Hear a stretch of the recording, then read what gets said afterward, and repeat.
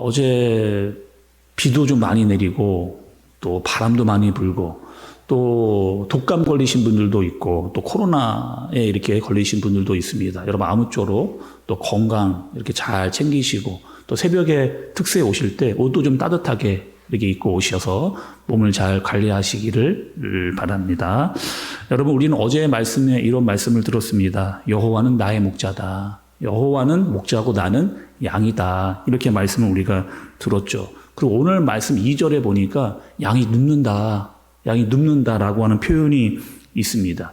양의 여러분 특징이 있거든요. 양의 특징. 어제도 몇 가지 말씀을 드렸는데 양의 특징은 눈이 잘 보이지 않는다는 특징을 말씀을 드렸고 또 특징이 뭐냐면 양은 겁이 많은 동물입니다. 그래서 조금만 소리가 나도 깜짝깜짝 놀라는 그런 짐승이 이 양이라고 하는 동물인 거죠. 또 여러분 어제도 말씀을 드렸는데 양이 가진 게 별로 없잖아요. 어떤 사나운 짐승이 나타나면 그것을 대적할 수 있는 힘이 있어야 되는데 힘이 없습니다. 사나운 이빨이 있는 것도 아니고 그렇다고 가까이 오면 들이받을 수 있는 뿔이 있는 것도 아니고 빠른 발이 있는 것도 아니고 그래서 상대가 나타나면은 짐승이 나타나면 맹수가 나타나면은 어떻게 할 수 없는 그런 짐승이라는 거죠. 거기다가 이 양이요 몸이 무거워요. 몸이 무거워서 그냥 누웠다가는 빨리 일어나지를 못합니다. 그러니까 짐승, 사나운 맹수가 나타나면은 빨리 일어나 도망을 가야 되는데 몸이 무거운 데다가 잘 일어나지를 못하니까 도망가지를 못하게 되는 거죠. 그래서 양은요 특징이 뭐냐? 잘 눕지를 않은 겁니다. 양이 잘 눕지를 않아요. 그리고 언제 양이 눕느냐? 내가 완전하게 상황을 확인하고 안전하다고 느꼈을 때 내가 완전히 완전하다라고 했을 때만 양이 눕는다는 거예요. 그러니까 오늘 말씀 2절의 말씀을 보면 양이 지금 어디에 있습니까? 푸른 풀밭에 있죠. 쉴 만한 물가 가운데 있는 겁니다. 그러니까 풀을 마음껏 먹은 거예요. 그리고 물도 마신 겁니다. 이제 좀 한 잠 늘어지게 자도 되겠다라고 하는 그런 상태인 거죠. 그러니까 완전하게 평안하고 완전하게 걱정이 없는 그런 상태를 말하는 게 양이 누웠다라고 하는 그런 표현입니다. 거기다가 지금 여러분 양이 그렇게 할 수 있는 이유 중에 가장 큰 이유는 무엇이냐면 상황도 그런 상황인데 나를 지켜주는 목자가 있거든요. 목자가 지금 짐승이 오나 맹수가 오나를 다 보고 있습니다. 그리고 양 한 마리 한 마리를 다 지금 지켜보고 이렇게 보고 있는 거죠. 거기다가 여러분 양이 어떻게 푸른 풀밭까지 어떻게 오는 거예요? 쉴만한 물가를 어떻게 오는 거예요?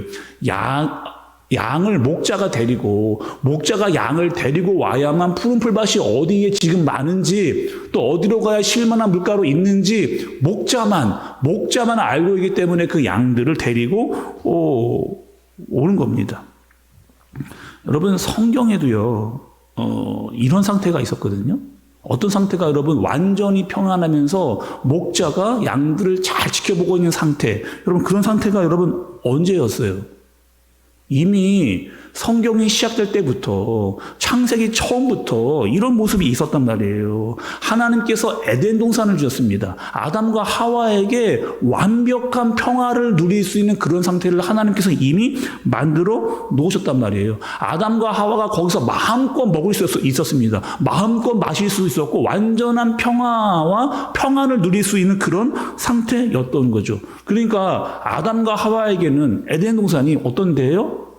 푸른 풀밭, 쉴만한 물가와 같은 그런 상태였습니다. 완전하고 완벽한 평안을 누릴 수 있는 그런 상태. 근데 어떡한 거예요? 여러분 어떻게 했습니까? 그 에덴 동산이요. 하나님이 하지 말라고 한 것. 하나님이 하지 말라고 한 것 때문에 그 평화가 깨지게 되어지는. 또 여러분 그 마귀가 어떻게 들어오는 거예요?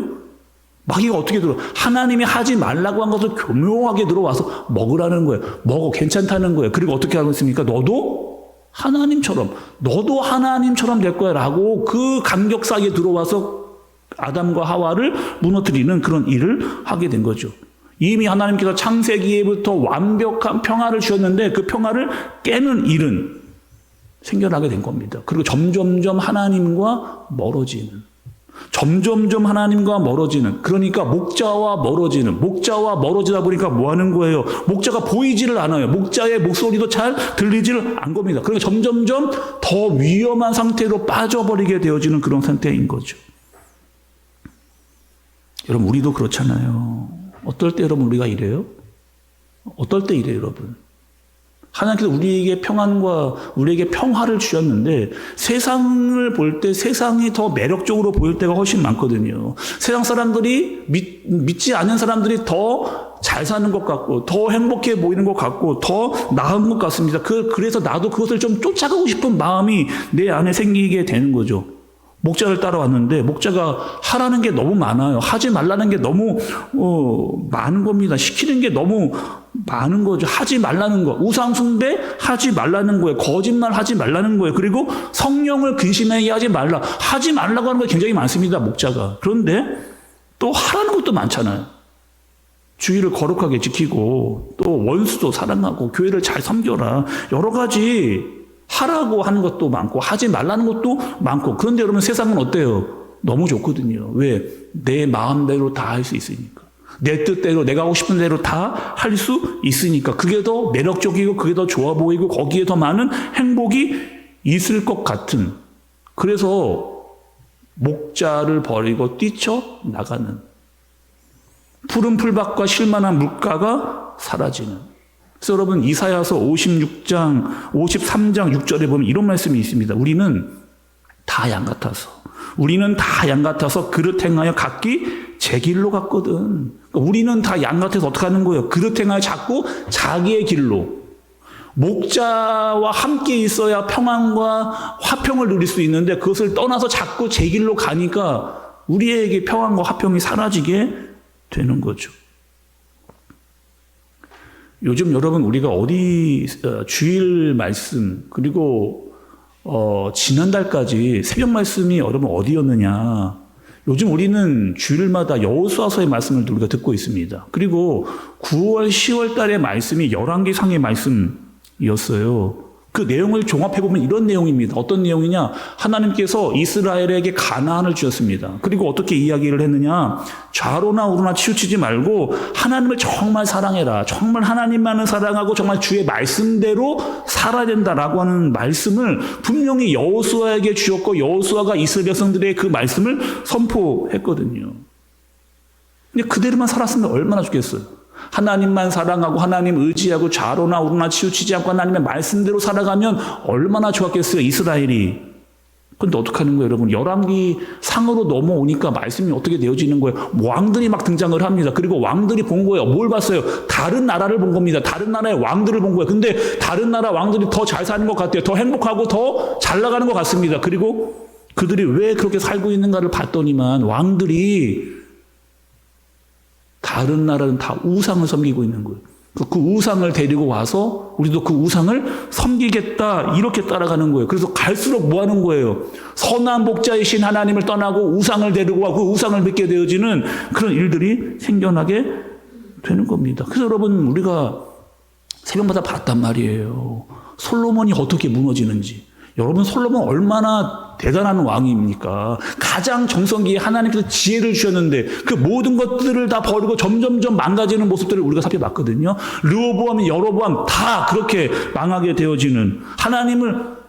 문제는요. 그들이 하나님을 알았단 말입니다. 하나님을 알고 있는데 알고 있음에도 불구하고 또 뭐 한 거예요? 우상도 믿은 거예요. 아예 하나님을 떠난 것이 아니고 하나님을 알고 있음에도 불구하고 또 우상을 섬기는 그런 일을 하면서 점점점 하나님을 멀리 떠나가 각기 제 길로 행하는 일들이 많아지는 왕들을 우리가 본 거죠. 새벽마다. 제가 단기 선교로 인도에 간 적이 있습니다. 여러분 인도에 갔거든요. 인도의 수도였던 뉴델리에서 이제 제가 내렸습니다. 와, 인도 정말 사람이 많더라고요. 정말 사람이 바글바글하고 또 우리나라와는 도시 문화가 완전히 이렇게 달랐습니다. 딱 내리니까 사람들이 뭐 이루말 할 수 없이 그 인도에 사람들이 많고요. 도로도 어떤 거냐? 중앙선만 있습니다. 중앙선만 있고 차도가 없어요. 그리고 차하고 오토바이하고 완전히 뒤섞여가지고 와 거기다가 막 크랙션을 눌러대는데 막 어마어마하게 그래서 옆에 있는 사람에게 얘기가 안 들릴 정도로의 큰 막 크랙션 소리가 들리고 막 엄청난 그런 일들이 있더라고요. 엄청나게 시끄럽고 정신이 없는 그런 나라였습니다. 그리고 기차를 타게 될 기회가 있었어요. 근데 우리가 생각하는 기차하고는 이 차원이 다른 기차입니다. 어떻게 하느냐? 우리나라는 여러분 기차가 제 시간에 딱 들어옵니다. 제 시간에 딱 출발을 해요. 근데 그 인도는 기차 시간이 있는데 기차 시간에 기차가 안 옵니다. 보통 한 3, 40분을 늦게 와요. 그리고 최대 2시간. 여러분 기차를 타러 왔는데 2시간 늦게 온다 생각을 해보세요. 기차가 왔는지 안 왔는지를 알 수가 없습니다. 계속 그냥 그 기차역에서 뭐 하는 거예요? 기차가 오기만을 계속 기다려야 돼요. 이게 기차가 간 건지 온 건지 알 수 없어. 계속 뭐라고 인도 방송으로 계속 하긴 하는데 뭐에 또 알아듣지를 못하니까 이거 뭐 기차가 왔는지 안 왔는지를 알 수가 없는 거죠. 거기다가 기차를 탔거든요. 어떻게 표현을 해야 되나. 뭐 굳이 표현을 하면 우리나라의 지하철 중에서도 출근할 때의 그 지옥철 같은 그런 그 기차인데 그 인도 특유의 냄새가 있어요. 탔더니만 그 냄새에 사람들이 꽉 찬 사이에 거기다가 비전 캠프를 갔으니까 애들 한 제가 한 20에서 한 30명 정도를 이렇게 데리고 그렇게 갔거든요. 와, 근데 이 애들이 막 뿔뿔이 흩어지게 된 거예요. 그 사람도 많고 또 번잡하고 탔는데 막 여기저기 다 애들이 뿔뿔이 흩어져 버렸습니다. 그리고 걱정이 되는 어떤 걱정이냐? 말도 못 알아듣고 사람도 많은데 우리가 내려야 될 그 기차역을 지나가 버리면 우리가 데려왔던 애들을 잃어버리는 이거 제가 이 말씀 준비하면 그때 생각을 해봤거든요. 지금도 아찔합니다. 와, 거기 한 20에서 30명 데려갔는데 거기서 한 명이라도 만약에 못 내렸다 그러면 걔는 뭐 인도 어디로 가서 도대체 찾을 수 없는 그런 상황이 돼버리는 그런 상황이 된 거죠. 근데 그 기차가 밤기차였거든요, 여러분. 밤기차였는데 다 잤습니다. 다 그 뿔뿔이 흩어져서 다 그냥 첫 번째는 왜 잘 수 있었냐? 너무 피곤한 거예요. 일정도 많았고 사람들이 치기도 하고 너무 피곤했고요. 두 번째는 뭐냐요? 걱정이 엄청 되는데 걱정이 안 됐습니다. 왜 여러분? 걱정이 왜 안 됐을까요? 가이드가 있었거든요. 가이드가 있었어요. 근데 그 가이드가 너무 좋은 분이에요. 그 너무 좋은 분이어서 인상도 좋고 마음씨도 착해가지고 우리는 다 자꾸 너무 힘들어 잠을 자는데 그런데 물은 잠을 안 자. 안 자고 뭐 했을까요? 애들이 다 어디 있는지를 막 수시로 찾아다니면서 다 찾는 거예요. 찾아가지고 어디 있는지 다 파악을 이렇게 다 해놓은 거죠. 우리는 아무리 들어도 인도 말을 이해하고 듣지도 알지도 못하는데 그분이 다 듣고 이해하고 알아서 또 내릴 때가 되니까 한 30분 전에 다 애들을 찾아가지고 다 깨운 거예요. 한국에서 다 모았습니다. 그리고 이때는 이제 준비하고 있다가 앞으로 5분 있으면 내릴 거야. 그러니 다 같이 내려라. 그거 다 20, 30명 한 명도 빼놓지 않고 다 제대로 된 역에 내렸거든요. 또 가이드가요. 우린 걱정을 안 했어요. 왜? 그분이 식당을 다 예약을 해놨거든요. 그냥 가서 이거 먹으라고 하는 거 그냥 먹으면 됩니다. 먹지 말라고 하는 거 먹지 않으면 돼요. 가지 말라고 한 곳에 안 가면 돼요. 그냥 시키는 대로만 하니까 있잖아요. 그 복잡하고 그 막 정신없는 그 인도에서 잘 먹고 잘 자고 잘 생활할 수 있는 제가 깨달은 게 있잖아요. 그런 데 가서는 인도자를 잘 만나야 되는구나. 그렇게 가야 제대로 그 여행을 할 수 있겠구나라고 하는 사실을 절실히 제가 이게 깨달은 거죠. 여러분, 이 얘기 제가 왜 해드리는 거예요? 우리에게 인도자가 있다는 거예요. 우리에게 인도자가 있다는 거예요. 양이 어떻게 여러분 푸른 풀밭으로 갈 수 있는 거예요? 어떻게 쉴만한 물가로 갈 수가 있는 거예요? 그 양들을 데리고 가는 누가 있는 거예요? 인도자가 있는 겁니다. 그 인도자가 누구예요? 나는 선한 목자다. 나는 선한 목자다. 그분이 양을 데리고 푸른 풀밭에 가서 그 푸른 풀을 실컷 양이 배부를 수 있도록 먹일 수 있는 그곳으로 데려가고 가는 거예요. 그리고 물도 목이 너무 많이 먹었는데 이제는 목이 말라서 바로 옆에 또 실만한 물가로 데려가서 물을 충분히 먹이는 겁니다. 양이요, 걱정을 안 해요. 아무 걱정하지 않고 그냥 그 목자, 인도자를 따라가면 나는 산다, 평안하다라고 하는 것을 알기 때문에 그 목자를 따라가는 거죠. 성경에 보니까 여러분 이런 말씀이 있습니다. 여러분 같이 한번 읽어보면 좋겠는데 베드로전서 5장 7절의 말씀입니다. 함께 좀 읽어볼까요? 함께 읽어볼게요. 시작. 너희 염려를 다 주께 맡기라. 이는 그가 너희를 돌보심이라. 다시 한번이요. 시작.